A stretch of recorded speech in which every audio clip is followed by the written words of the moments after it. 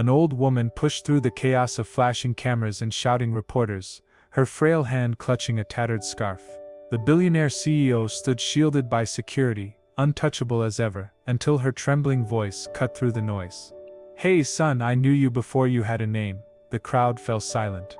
His body froze. For the first time in years, the mask cracked, and a forgotten past threatened to shatter his empire. The airport lights glared against polished marble floors, scattering into 1,000 tiny reflections. Flashbulbs burst like fireworks, voices layered over one another, reporters shouting questions, cameras whirring, security barking orders. It was chaos, but all of it seemed to orbit around one man. He stood at the center, tall, guarded, dressed in the kind of immaculate suit that whispered money even before his name was spoken. The billionaire CEO, a man who owned half the skyline of 3 cities, who had turned his surname into a global brand. His eyes stayed cold, calculating, as though even the chaos of this crowd was something he had priced and purchased. And then, she appeared. She was small, hunched from years the world had placed upon her shoulders. Her coat, though worn and fraying, carried a dignity that time could not erase. Her silver hair glowed faintly under the airport lights, and her breath carried a tremble as she whispered apologies, slipping past elbows, ignoring the shoves of irritated reporters.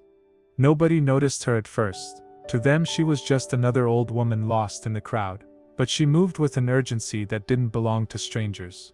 Her hand clutched a faded scarf, soft with age, pressed tightly against her chest as though it were a shield.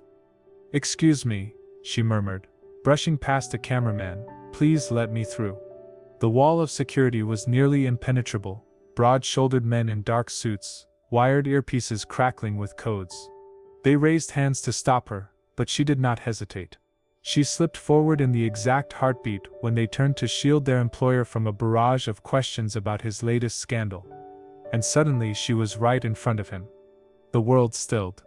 Reporters gasped as the woman, frail and trembling, reached out, not with desperation but with familiarity. She tilted her head up, eyes moist, and her voice cut through the clamor. "Hey, son," she whispered. "I knew you before you had a name." The cameras froze. Security stiffened, waiting for the signal to push her back. But the billionaire did not move. His sharp gaze, always so controlled, flickered with something the public had never seen before: confusion, recognition, pain. "I was there," she went on, softer now, as though speaking only to him. "I was there when you took your first steps." A murmur rippled through the press. Shutters clicked furiously, capturing the unthinkable, the world's most guarded man being approached by a stranger who spoke as though she were his mother. The CEO's jaw tightened. For the first time in years, words seemed to escape him. He should have dismissed her, brushed her off, turned his back like he had done 1,000 times before. But something in her voice anchored him. Something raw, something true. One of the guards leaned in, whispering, "Sir, we need to move." But he didn't. He didn't move. He didn't even blink. His gaze locked on hers, and for a fleeting second the world of cameras, headlines, and scandals dissolved. The woman's hand shook as she lifted the faded scarf. Its edges were torn, but stitched into one corner was a small hand-embroidered letter, J. His breath caught. A sound broke from his chest, low, involuntary. The kind of sound a man makes when a wall he has spent decades building finally cracks. He swallowed hard, his eyes darting to the scarf, then to her. "Where did you get that?" His voice was barely audible, but the microphones caught it, broadcasting the moment to millions. She smiled, though it trembled. "It was yours. You used to drag it everywhere, wouldn't set sleep without it. You cried the day it tore, and I stitched it back together. With these hands." Her hands lifted, wrinkled, veins blue beneath the thin skin, fingers bent from time. They hovered in the air, inches from his immaculate suit. The crowd leaned in, hungry, sensing a story that no headline had ever prepared them for.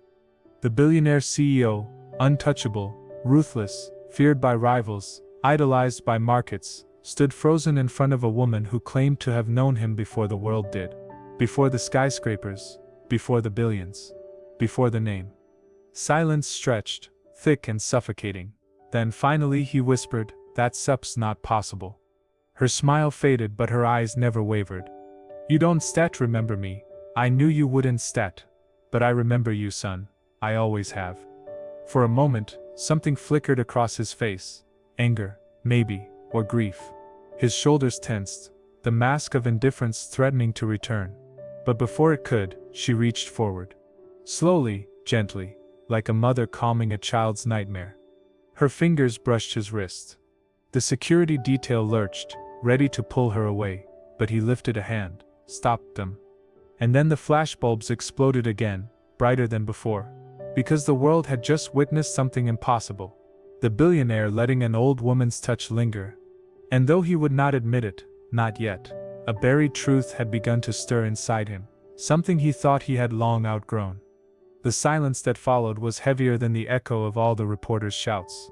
Cameras clicked in frantic bursts, but their noise sounded distant, muffled, as though the entire airport had been swallowed by the old woman's words. The billionaire did not move. His polished shoes, always striving toward the next deal, the next summit, the next conquest, remained rooted to the floor. His eyes, dark, sharp, accustomed to cutting through balance sheets and enemies alike, were locked on the scarf trembling in her hands. The scarf was real, not some prop, not a trick. He knew the stitching, though he hadn't seen it in decades. That crooked letter, J sewn in uneven thread, tilted to one side, he remembered staring at it once upon a time. A blur of childhood images, fragments he had long buried, cracked open like dry earth under sudden rain. But he wasn't ready to accept it. Not here, not with the world watching.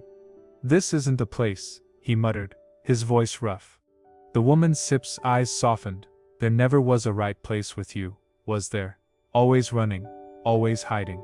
The words hit him harder than he expected, not because of their sharpness, but because they sounded like something he had heard before. A long time ago, from a voice he had tried to forget. Security stepped closer, impatient. Sir, we need to escort you. Wait. His tone was sharper than steel. The guards froze. Reporters leaned forward, desperate. She took a shaky breath, her hands clutching the scarf tighter. I didn't come here for the cameras. I came here because you forgot where you came from. And because I couldn't sit by and watch you become a stranger to yourself. Her voice cracked on the last words. The CEO's jaw tightened. He hated vulnerability. In others, it was weakness. In himself, it was something worse. A reminder of how much he had once needed someone. How much he had once depended on love that did not last. He pulled his gaze away, trying to reclaim the armor that had carried him this far. I don't know you, he said firmly. You mistaken. A ripple of whispers cut through the crowd. Some reporters nodded, eager to spin the story of a fraud, a stunt. Others leaned toward their cameras, wondering if this moment was the scandal they had been waiting for. But the woman didn't flinch. You do know me, she whispered. You just buried me under everything you built.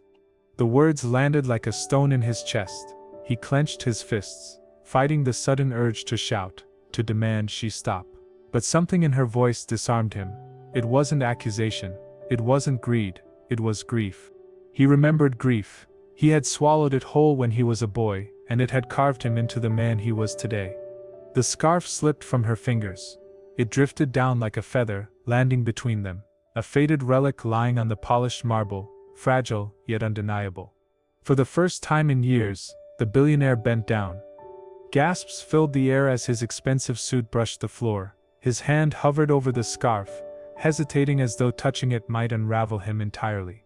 He picked it up slowly, carefully, the way one might hold a newborn's blanket. The fabric was softer than he remembered, worn, frayed.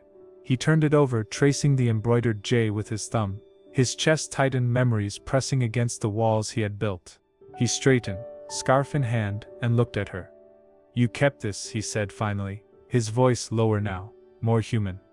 Of course, she whispered. I kept everything. A flashbulb went off. He blinked, and reality came rushing back. Reporters were shouting again, spinning their theories. Long-lost mother, foster parent, secret scandal. The questions slammed into him like stones. His chest burned. He hated losing control, hated showing weakness. He wanted to walk away, to let the guards pull her back into anonymity. But he couldn't move. Not yet. She leaned closer, lowering her voice, so only he could hear. I stepped in not here to ruin you. I stepped in here because no one else remembers who you were before all this, and someone has to. Her words cut through the noise, straight into the hollow part of him he never let anyone see. He looked down at the scarf again, then back at her. He wanted to ask 1,000 questions. Why now? Where were you when I needed you? Why didn't you fight harder to stay? But the words stuck in his throat, too dangerous, too raw. Instead he whispered, "You shouldn't have come." Her lips trembled, but she nodded. Maybe not, but I had to. Because somewhere in there, behind the headlines and the steel towers and the billions, is still the boy who used to laugh when I tickled his feet, and I had to see if he was still alive. His stomach twisted, he felt the walls of himself shaking, the ones he had sworn would never break. He forced a breath through clenched teeth, shoved the scarf into his pocket, and turned toward the exit.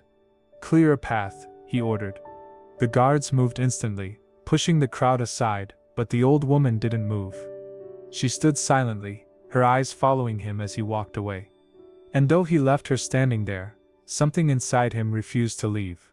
Something he thought had been buried forever stirred restlessly, refusing to sleep again. He walked with the precision of a man accustomed to owning every step.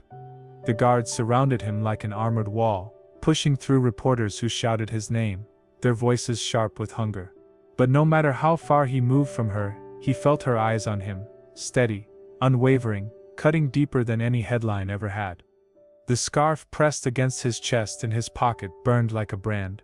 He wanted to throw it away, bury it under his empire, deny that it meant anything, but his hand kept brushing against it, as though part of him needed to feel its presence. Outside the airport doors, the night hit him like a wave, cold, damp, with a drizzle that painted neon streaks across the waiting cars. The CEO ducked into his black sedan, the leather interior shutting out the chaos behind him. The door closed with a satisfying thud, a sound of control. Yet, he felt anything but in control. "She'll still be handled," one of the guards muttered from the front seat. "Probably just a stunt. We still track her down, make sure she doesn't cause trouble." "No," his voice was sharp, too sharp. The guard froze, exchanging a glance with the driver. The billionaire stared out the window, his reflection fractured by raindrops. "Leave her." The guard hesitated. "Sir." "Leave her." Silence filled the car. The driver pulled them away from the curb. The city blurred by glass towers reflecting the rain, billboards glowing with his name and brand. Yet all he could see was her wrinkled face, her trembling hands, the way she had said, "I knew you before you had a name." It should have been laughable, delusional, but it wasn't, not when she had the scarf. Not when she knew about his first steps, not when her voice had reached somewhere he didn't let anyone near. He closed his eyes, but instead of darkness, he saw fragments of childhood. A cracked sidewalk, laughter spilling into warm summer air, a gentle hand guiding his tiny legs. And then, nothing, just silence. The silence of being left behind. He opened his eyes quickly, pushing it all back down. "Take me to the tower," he ordered. The car obeyed. But the old woman did not vanish. The next morning the headlines were merciless. Mystery woman confronts billionaire, claims she raised him. CEO speechless at airport encounter. Who is the mother of power? He tossed the papers aside, but the words lingered. For a man who thrived on controlling the narrative, this was intolerable. He had built empires on perception, carefully curating every photo, every word, every smile, and now, a single old woman with trembling hands had dismantled it. In seconds, the board demanded explanations. Investors sent cautious inquiries. His advisors assured him it would pass, like every other scandal. But this wasn't like the others. This wasn't a leaked memo or a corporate misstep. This was personal. And that terrified him.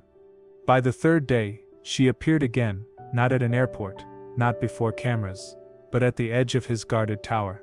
She waited quietly near the revolving doors, holding nothing but a small paper bag. Security moved to push her away, but she didn't resist. She just stood there, her eyes searching the glass above her. When he was told, his instinct was to dismiss it. Remove her. But then the scarf brushed against his chest again, and something inside him wavered. He went down. The lobby fell silent when he appeared. Employees froze, staring as the billionaire approached the old woman. She looked smaller than before, fragile against the marble and glass. But when she saw him, her eyes brightened, as though the storm of the world outside meant nothing. She held out the paper bag. "I brought you breakfast." The words were so simple, so ordinary, that he almost laughed. The most powerful man in the city being handed a grease-stained paper bag, as if he were still a boy waiting at the kitchen table. He didn't take it. Instead he asked, "Why are you doing this?" Her smile faltered. "Because no one else will." Those words pierced him more than any accusation. He wanted to snap back, to tell her he had people. Advisors, lawyers, entire armies of staff. But deep down, he knew none of them were there for him. They were there for the name, the empire, the fortune. Not for the boy who once carried a scarf everywhere he went. He reached for the bag slowly. Inside, he found a simple sandwich wrapped in wax paper, the kind his memory dimly recalled. Rough around the edges, clumsy but made with care. He held it awkwardly, unsure what to do. Her eyes softened. "You never ate much when you were nervous. You still don't set, do you?" The lobby staff watched, wide-eyed. The billionaire, who never allowed cracks in his armor, stood holding a homemade sandwich from a woman who claimed to know him better than anyone else alive. He turned away, embarrassed by the eyes on him. "Come upstairs," he muttered. Her breath caught. For the first time a smile bloomed fully across her face, fragile yet luminous. And just like that, the walls he had spent a lifetime fortifying shifted, not fallen, not yet, but cracked enough to let someone through. The elevator doors closed on them, and for the first time in years, he wasn't alone in his tower. That was the inciting incident, the moment he couldn't walk away from anymore. And though he didn't know it yet, nothing in his carefully constructed empire would ever be the same. The elevator hummed as it climbed, each floor rising like a question he didn't want to answer. He stood rigid, shoulders squared, staring straight ahead at the mirrored walls. She stood beside him, her reflection softer, older but steady. In her presence, the silence wasn't comfortable. It was demanding. When the doors slid open, the penthouse spread out before them, glass walls stretching to the skyline, art worth millions arranged with precision, furniture untouched by time or warmth. The city glittered below, but inside the air felt hollow. She stepped in quietly, her eyes sweeping the space. "It's beautiful," she whispered. Then softer still, "but it looks so lonely."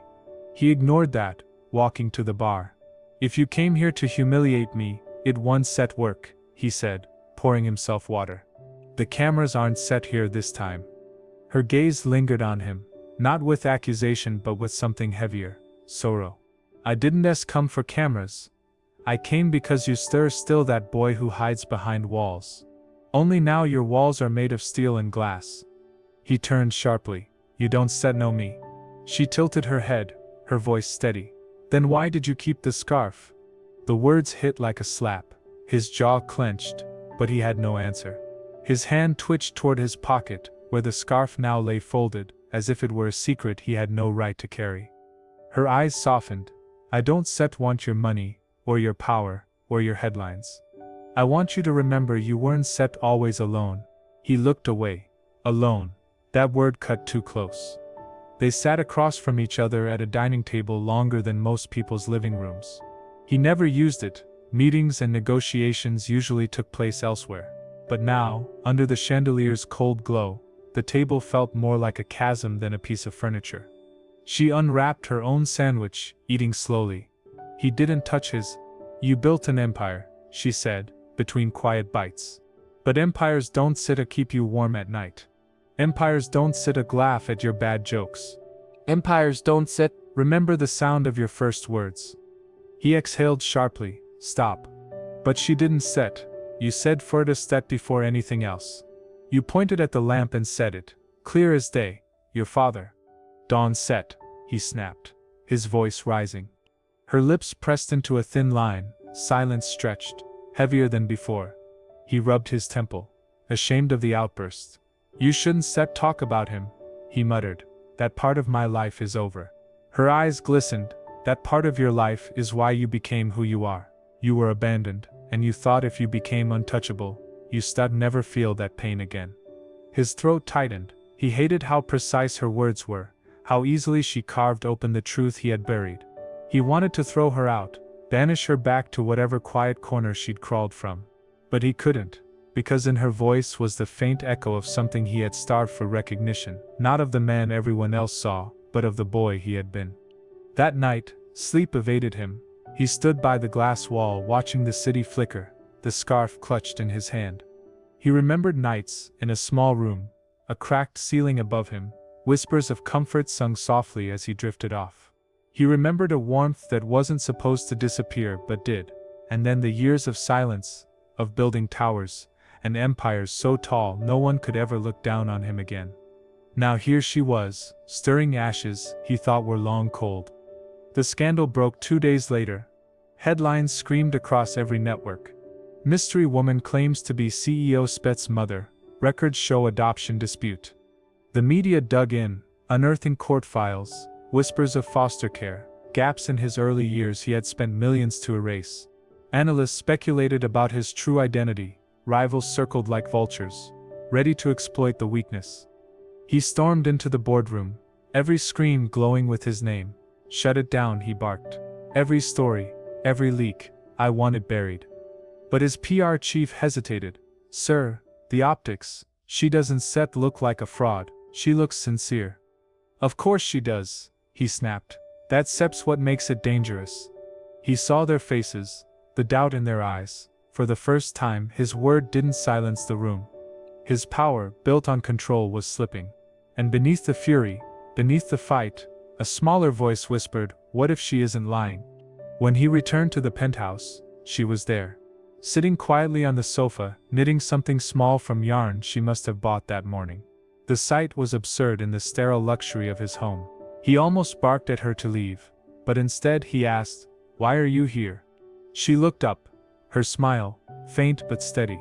"Because storms don't last forever, but children," her voice trembled. "Children last in the heart." The words weakened him more than any scandal could. He felt the weight of both worlds pressing down the empire he'd built, and the memories she carried. And for the first time in years, he didn't know which one mattered more.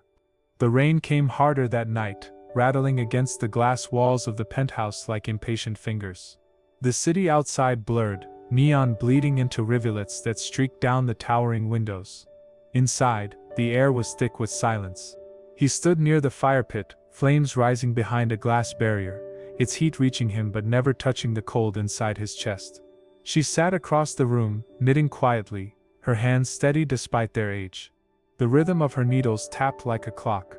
Finally he spoke. "They dug into my past." She didn't look up. "Of course they did. That's what they do. They found the adoption records." His voice was low, clipped. "The gaps I erased, the lies I buried, now it's out there. Every investor, every rival, they'll all use it." Her knitting slowed, then stopped. She looked at him with eyes that carried decades of unspoken words. "You can bury papers, you can bury names, but you can bury who you are." He turned sharply. "Who I am is who I built. Every deal, every tower, every choice, that me. Not some child forgotten in a courtroom." Her gaze softened. "And yet you kept the scarf." He stiffened, the fabric in his pocket suddenly heavy. He wanted to deny it, to dismiss it as meaningless. But her words pulled him back to the boy he tried so hard to erase. She rose from the sofa, moving slowly, as though every step was weighed down by years. Reaching the shelf, she studied the rows of immaculate awards and photographs of him shaking hands with presidents, celebrities, kings. "You surrounded yourself with proof of what you done," she said. "But where's the proof of who you were? Where's the boy who used to sing to the stars because he thought they could hear him?" The image startled him, a memory, vivid and bright, cracked through his defenses. He could almost hear it. A small voice under a night sky, humming clumsy tunes, believing the stars might hum back. He hadn't thought about that in years. His voice faltered. How do you know that?" Her lips trembled into a faint smile. "Because I was there, holding your hand, telling you the stars always listen." He swallowed hard, his throat dry. He turned back to the fire, hiding the storm in his eyes. The tenderness in her voice unsettled him more than any headline. He had learned to fight attacks, to crush rivals, to outmaneuver betrayal. But this quiet unveiling of the boy he once was, felt like the one battle he could not win. The phone buzzed sharply on the table. His assistant Sep's voice cracked through the speaker. Sir, the board wants answers. Investors are panicking. They are calling this a credibility crisis. He cut the line without responding. She watched him. They only care about the man you built, not the child you buried. He snapped his head toward her. And what about you? Where were you when I needed you? Why didn't set you fight to stay? The question tore from him, raw, jagged, and it startled them both. Her eyes filled instantly, her voice breaking. Do you think I didn't aspire to fight? Do you think I didn't aspire to fight? I was young, poor, alone, and the system decided you started be better off without me. I fought until they broke me. Her hands shook as she gripped the scarf. I never stopped loving you, never. Every birthday, every milestone I missed, I carried them here. She pressed her hand to her chest. I didn't set to leave you, son. They took you. His breath hitched. He wanted to call it a lie to protect himself from hope, but the cracks in her voice were too real. The grief, too raw. For the first time, he saw not just an old woman, but someone who had suffered her own exile, her own silence.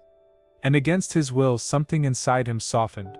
Later, as the storm raged, she found him standing alone by the window. He looked smaller, stripped of the arrogance that usually clung to him like armor. She walked up quietly and slipped a folded paper into his hand. What is this? He asked. A letter, she said softly. I wrote it when you were 6. I never got to give it to you. I kept it all these years. He unfolded it slowly. The handwriting was uneven, faded with time. Words of love spilled across the page, simple and clumsy, written by a young woman desperate for her child to know he was not forgotten. His chest tightened as he read. For a moment the city outside disappeared. The empire, the board, the scandals, all of it vanished. He was a boy again, clutching a letter from the mother he thought he'd lost. His vision blurred, he blinked hard, refusing to let the tears fall. He folded the letter carefully, and slipped it into his pocket beside the scarf. Why are you really here? He asked, finally, his voice raw. Her answer was simple. Because you still need someone who sees you, not your name, not your empire, just you. The fire crackled. The storm hammered the glass, and in the silence between them the first fragile thread of trust was woven. The morning after felt heavier than the storm itself. The city woke to headlines sharpened like knives. CEO steps empire under fire, family secrets uncovered.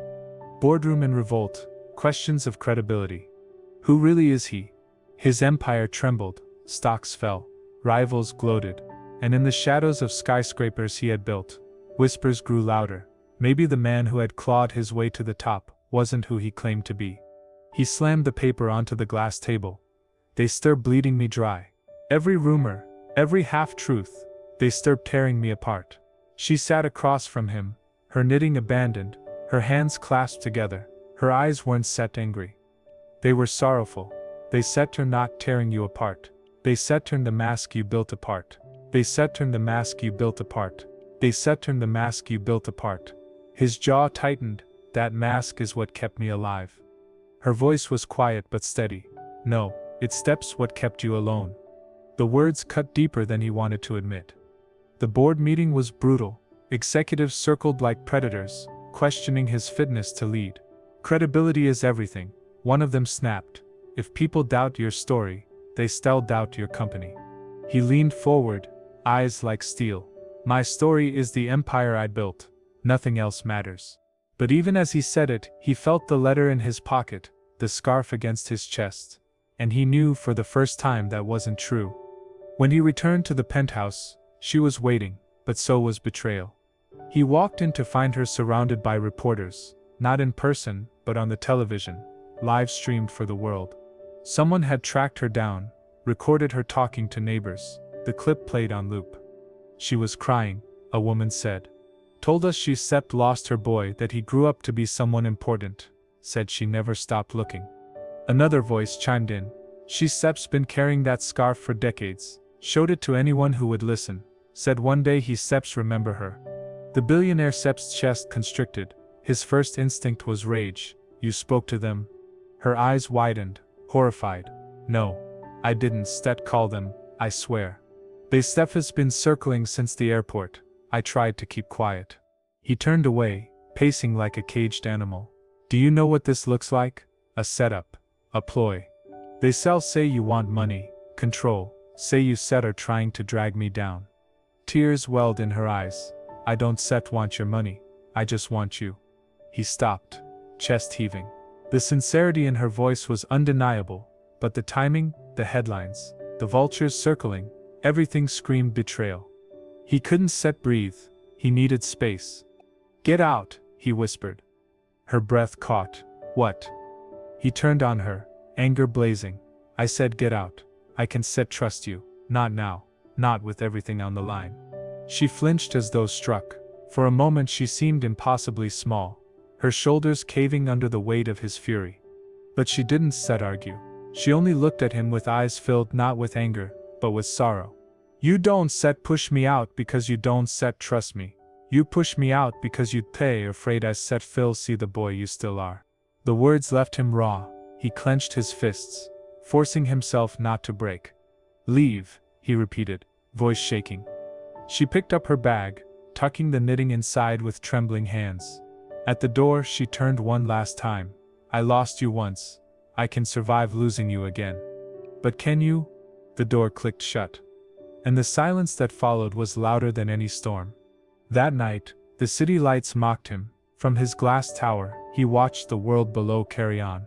Indifferent to his unraveling, he poured whiskey into a crystal glass, the liquid burning down his throat. But no amount of fire could drown the ache in his chest. The scarf lay folded on the table.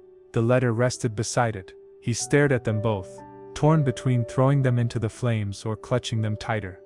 The television hummed in the background. Analysts dissected him like a specimen. One voice cut sharper than the rest. Power without roots doesn't last, and it looks like his roots are catching up with him. He muted it, unable to listen. His reflection in the darkened glass looked older than he remembered, tired, alone. For the first time in years, he didn't feel like the man who owned the city. He felt like the boy who had been left behind. And the boy was breaking.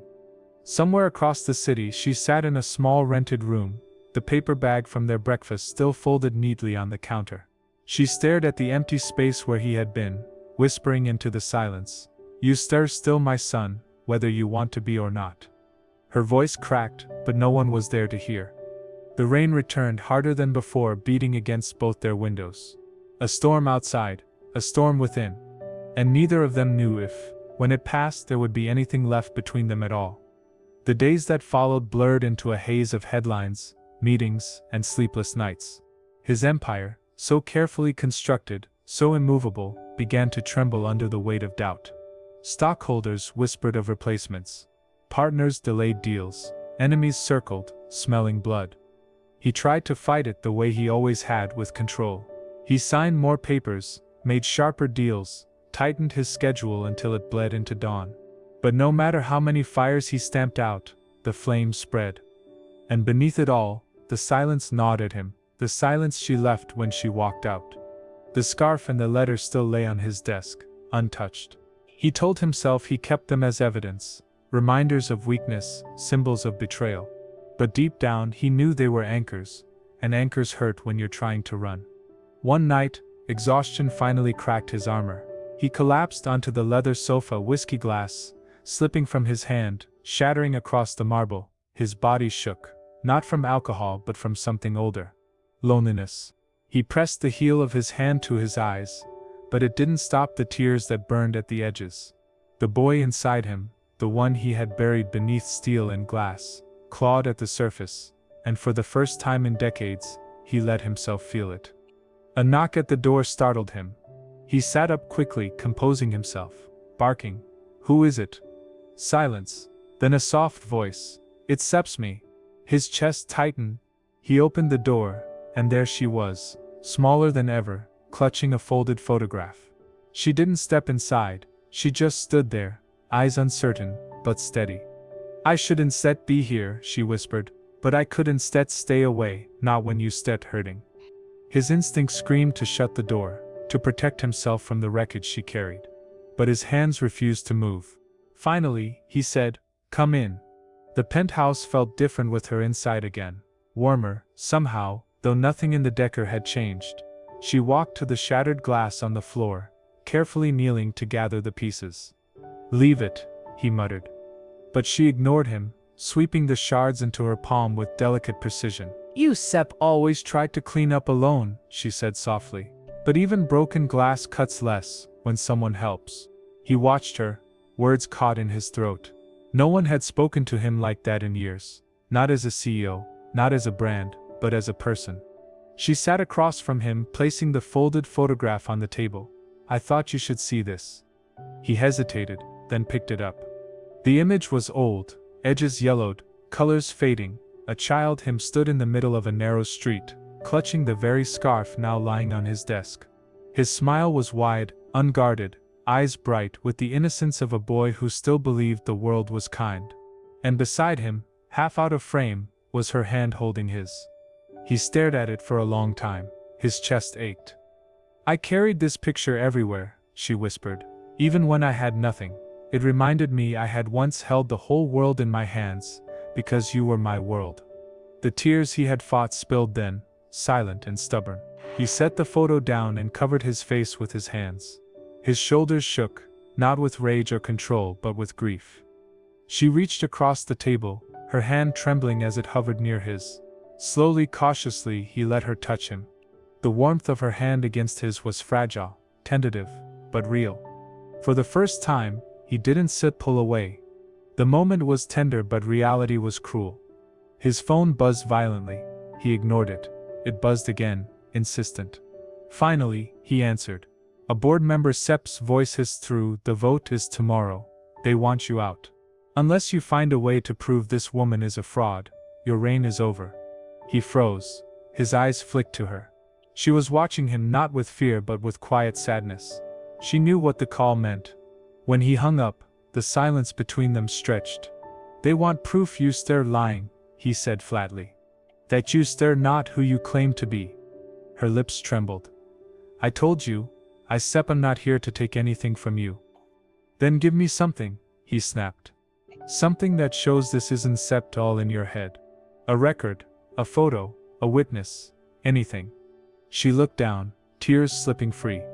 "All I have is my word, and all you have is your choice, whether to believe it." His chest burned, the empire on one side, the fragile thread of belonging on the other. He had lived his life choosing power, but now power felt like ash. He gripped the photograph tightly. For the first time he realized, tomorrow wasn't about the board. It wasn't about his empire. It was about him. The man, the boy, the son. And whether he could live with losing her again. That night as she slept quietly on the sofa, he stood by the window, city lights flickering below. He pressed the photo to the glass, his reflection overlaying the boy's smiling face. The boy had trusted, the man had not. And by tomorrow, one of them would have to die. The morning sun rose pale and thin, filtered through gray clouds that clung to the city like smoke. From the top of his tower, the skyline no longer looked like a kingdom he ruled. It looked fragile, brittle, as though a single breath might send it crashing down. The vote loomed, the board had gathered, whispers spreading through marble hallways, reporters crowding the street below. His empire trembled under their gaze, and so did he. She sat quietly at the edge of the room, knitting half-finished in her lap. She wasn't watching the city, or the headlines scrolling across the muted television. She was watching him. "You don't have to go alone," she said softly. He straightened his tie, his reflection stiff in the glass. Her eyes filled with sorrow. "And where has that gotten you?" He turned sharply, jaw clenched. "It got me here." Her voice broke, but she didn't look away. "And yet you stir still empty." The words pierced deeper than he wanted. He turned back to the window, unwilling to let her see the cracks spreading through him. The boardroom smelled of power and fear. Men and women in tailored suits sat around the long mahogany table, their eyes sharp, their voices colder than steel. "This company cannot survive with questions about its leader Sepp's identity," one of them declared. "The markets don't forgive weakness." He leaned forward, palms flat against the table. "Weakness is running. Weakness is giving in to gossip. I built this company from nothing. That is my identity. But even as he spoke, he knew the words rang hollow. His empire was crumbling, and for the first time he didn't know if he cared enough to hold it up. The chairman Sep's voice cut through the room. We vote now. Hands rose, names were called, numbers ticked upward like a drumbeat, and when it ended, the result was clear. He was out. The empire he had forged with blood and steel had cast him aside. The ride back to the tower was silent, his guards didn't speak, his phone buzzed unanswered, and the city outside felt foreign, as if it no longer belonged to him. When the elevator doors opened, she was waiting, her knitting sat forgotten, her eyes searching his face. They voted, he said flatly. Her lips trembled. I'm sorry. He laughed, sharp and bitter. Don't accept me, this is what you wanted, isn't it? Strip away the empire until I being just a boy again. She shook her head, tears filling her eyes. No, I wanted you to know that even without all of this, you're still worth loving. Her words struck something raw in him, something he couldn't fight, but instead of softening, he lashed out. You ruined me, he snapped. You came back, and now everything is gone. My reputation, my empire, my power, destroyed. She flinched, her face breaking. I didn't take those from you. They were never real to begin with. You only thought they fill the hole inside you. His chest heaved. And you think you can? After all this time, after leaving me? Her tears spilled. I never left. They took you from me? And I been waiting, hoping, praying that one day I see you again. Not the CEO, not the name, just you. The silence that followed was suffocating. He wanted to believe her. Part of him did, but the weight of betrayal, the humiliation of loss, pressed harder. Get out, he whispered. Her voice cracked. Please. Get out.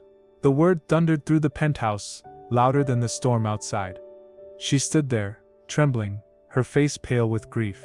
Slowly, she picked up her bag, her unfinished knitting tucked inside. At the door, she paused. Her voice was barely a whisper. You can lose your company. You can lose your empire. But if you push me away again, you shall lose the last person who remembers the boy you were. The door closed softly behind her. The silence that followed was unbearable. He stumbled back to the sofa, sinking into its leather emptiness. His chest ached, his breath ragged. For the first time the tower felt like what it truly was, a cage. The scarf lay on the table. The photograph rested beside it, and the letter creased, faded, sat folded where he had left it. He stared at them until his vision blurred. His hand reached out, trembling, but stopped short. He couldn't bring himself to touch them. Because if he did, he might finally break. And tonight, for the first time, he feared he might not know how to put himself back together again. Across the city, in her small rented room, she sat on the bed, clutching the scarf Sep's twin corner she had cut years ago. The piece she kept when they tore him from her arms. She pressed it to her face, whispering through tears, I can lose you again. The storm raged outside, but in both their rooms, the true storm was within. And somewhere in the cracks of that storm, the boy and the mother waited, hoping the other would come back before it was too late. The tower no longer hummed with the life it once had. The phones rang less. The staff tiptoed as though afraid of waking something sleeping beneath the glass. He wandered its halls like a ghost, stripped of the empire that had once made him untouchable. Days blurred into nights. He didn't count them anymore. But no matter how far he tried to run inside his own silence, the scarf, the letter, and the photograph haunted him. They sat on his table like accusations, or worse, invitations. Every time he passed, he told himself he wouldn't look, and every time his eyes lingered. One night, when the city outside was drowning in rain, he finally gave in. He unfolded the letter, its paper fragile, its ink smudged by time. He read the words again, words written by a young woman who had been forced to surrender her child, yet still wrote as though he might one day read it. You are my light. Even if the world takes you from me, I will always see you, I will always find you. His throat closed. For the first time he admitted the truth. She had not abandoned him, she had lost him, and he had punished her in his heart for something she could not control. The weight of that realization broke him. He sank to the floor, clutching the letter to his chest, shaking with grief he had starved for decades. Meanwhile, across the city, she sat awake in her small rented room. The twin scrap of scarf rested in her lap, worn thin from years of being folded, kissed, wept upon. She traced its edges with trembling fingers, whispering to herself, "You stir still, my boy, you always were." Her heart ached with the final words he had thrown at her. Get out. She had heard rejection before, from courts, from strangers, from the silence of nights where she prayed for a child she could not hold. But hearing it from him, her son, it cut deeper than anything else. She considered leaving the city, disappearing before the pain hollowed her completely, but something in her would not let her. Some fragile thread told her he wasn't gone yet. The breaking point came quietly. He found himself at the airport days later, not for business, not for headlines, but because something inside him dragged him there. He wandered the terminal like a man searching for a ghost. He remembered the first time he saw her here, slipping past the crowd, whispering words that had undone him. He sat on a bench, anonymous for once, the scarf in his hands. Travelers bustled past indifferent. For the first time in his life, he was invisible, and strangely, it felt like relief. A child's laughter broke through the noise. He looked up to see a little boy running clumsily across the polished floor, his mother chasing behind with open arms. The boy stumbled, fell, and immediately began to cry. The mother scooped him up, whispering softly, brushing tears from his cheeks. Her voice was tender, patient, filled with a love that didn't ask for anything in return. Something inside him shattered. He pressed the scarf to his face, tears spilling freely. In that moment he realized no empire, no fortune, no boardroom could ever replace what he had been missing, that unconditional embrace. And for the first time, he wanted it back. He went to her. The small building where she rented her room smelled faintly of old wood and rain. He climbed the narrow stairs, heart pounding, scarf clenched in his hand. When he reached her door, he froze. His hand hovered above the frame, trembling. He could turn back. He could let her go forever. It would be easier, safer. But safety had cost him everything already. He knocked. The door opened slowly. She stood there, her eyes widening, her breath catching. She looked as though she had been crying, her face pale, her hands trembling. Neither spoke at first. The silence between them was fragile, sacred. Finally he held out the scarf. His voice broke. "I kept it. Even when I hated what it meant, I kept it." Her lips trembled. She reached out, but stopped short, afraid. "Why are you here?" He swallowed hard. The words scraped his throat. "Because I can keep losing you." Her tears fell freely now. She pressed her hand to her mouth, sobbing softly. He stepped closer, his own tears unashamed. "I don't stet know how to be a son. I don't stet know how to let this in, but I want to try. If you stet'll let me." She dropped the scarf, her arms trembling as she reached for him, and for the first time in a lifetime, he let himself fall into her embrace. It was awkward, broken, soaked in tears, but it was real.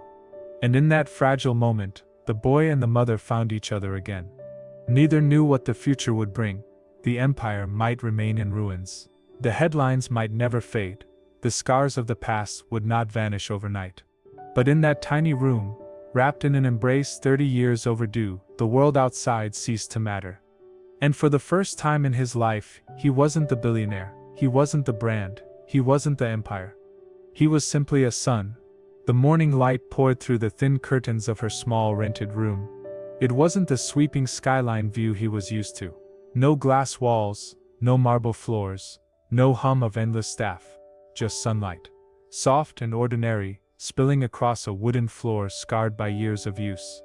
He sat at the small table, a chipped mug of coffee warming his hands.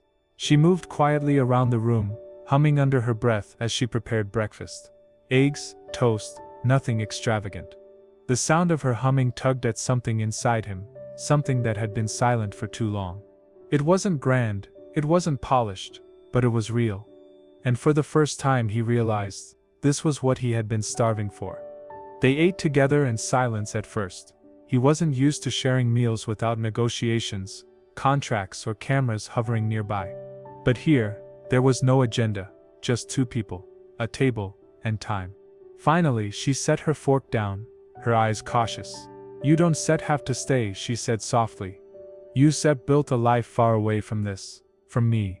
He looked at her, the wrinkles etched into her face, the fragility in her hands, the sorrow in her eyes, and he shook his head. All my life, I thought power would keep me safe, he said. But it only kept me alone. I don't want to be alone anymore. Her lips trembled, her breath catching. He reached into his jacket and placed the photograph, the letter, and the scarf on the table between them. These are the only things that matter now. Not the board, not the empire. Just this. Just us. Her hand hovered above the objects, then fell softly against his. Tears slid down her cheeks, silent but full. You're still my son, she whispered. You always were. You just forgot. His throat tightened, then helped me remember. In the weeks that followed, the world outside continued its noise. The board appointed a new CEO. Headlines speculated about his downfall, his legacy, his identity. Rivals celebrated. But in the quiet corners of the city, he began to build something new. Not towers. Not empires. Something smaller. He visited her room often, sometimes bringing groceries, sometimes nothing but his silence. They would sit together, knitting, reading, eating, in companionable quiet. Sometimes they spoke about the past, the first steps, the stars he once sang to. Other times they spoke about nothing at all. And in that nothing, he found more than he had in years of deals and power. The boy he had buried slowly stirred awake. One evening, they walked through a park as children played around them. The air was crisp, the leaves falling in golden spirals. He watched a young boy race ahead, tripping over his untied shoelaces, only to be caught by his laughing father. The sight made his chest ache. I don't know how to do this, he confessed quietly. I don't know how to be someone Sep's child. She slipped her arm through his, steadying him. You don't have to know, you just have to choose. He looked at her, her silver hair glinting in the fading light, her eyes soft but strong, and he realized she was right. Love wasn't something earned or calculated, it was chosen. Every day. And for the first time, he wanted to choose it. That night, back in the penthouse, he gathered the scarf, the letter, and the photograph. He didn't hide them in drawers or tuck them away. He placed them on a shelf where the world could see not as trophies, but as truths. The scarf, frayed and worn. The letter smudged with time. The photograph, yellowed but still bright with innocence. They were proof of something greater than empire, roots. He stared at them for a long time, then picked up the letter, pressing it to his chest. He whispered into the empty room, though he knew she would hear it in her heart. Azap, not alone anymore. Weeks later, at another airport, reporters swarmed again. Cameras flashed, microphones shoved forward, voices rose with the hunger of wolves. But this time, he didn't walk through alone. She was beside him, her arm hooked through his, her head held high. The questions came sharp and fast. Is it true? Are you really mother and son? What does this mean for your legacy? For your fortune? He stopped, the crowd freezing in anticipation. He looked down at her, then back at the reporters. His voice was calm, steady, free. This is my family, that's all that matters. Gasps rippled through the crowd, flashbulbs erupted, but he didn't flinch. For once, he didn't care about the headlines. Because the boy inside him had found what he had lost. That night in her small room she pulled out the knitting she had abandoned and handed him a new scarf, unfinished. Its edges raw but soft and warm. It's not perfect, she said shyly, but neither are we. He took it, wrapping it around his shoulders, feeling its weight, its warmth, and he smiled, small, unguarded, the smile of a boy rediscovered. He leaned forward, kissed her forehead gently, and whispered, "Thank you." The city lights glowed outside, indifferent and eternal, but inside that room, something greater burned. Hope! The scarf, the letter, the photograph, all symbols of a past broken now mended by choice. And as the night deepened, one truth lingered. Love and belonging can appear where we least expect them, and sometimes it takes a stranger with trembling hands to remind us we were never strangers at all.